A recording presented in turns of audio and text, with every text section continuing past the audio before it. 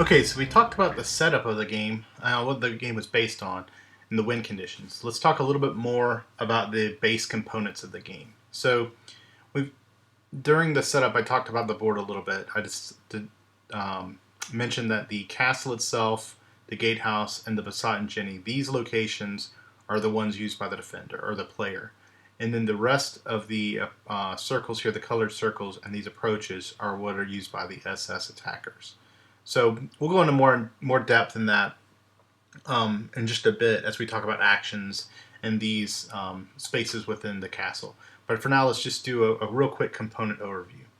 These yellow cubes are defense value markers that are placed on each of the different locations of the castle, the gatehouse, and Basat and Jenny.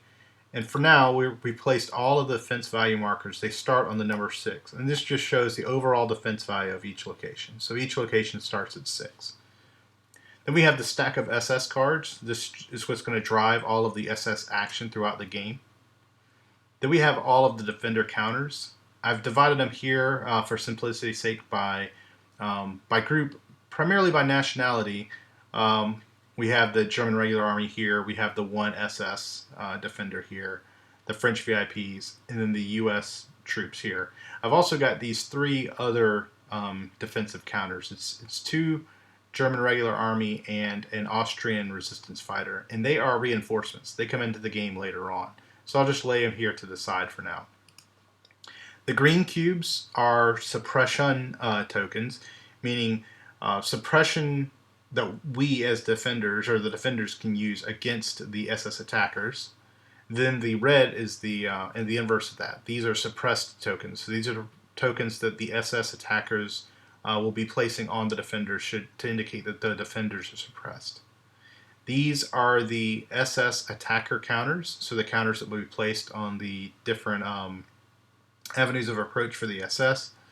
They're divided into 4 different groups. Unlike the defenders, they're certainly not unique, but there are just 4 different types. There are machine gunners, mortars, scouts, and infantrymen, or riflemen. And we'll talk about the difference of those when we get to the SS cards. Dice are used for a number of different things. They're used for attacking, suppressing, placement of the SS counters, determining locations that are targeted. So quite a few different things throughout the course of the game. This black pawn is used to track actions for the defenders. So on every turn, the defender will get 5 actions. That's tracked by this chart here. And then this blue token is used for one thing that's unique in the game, and that is showing that the loader within Basat and Jenny has loaded around within the main gun, the cannon, the 76mm cannon. So we'll just place it when appropriately. We'll place it on the load space here on the Basat and Jenny, and we'll talk more about what precisely that means.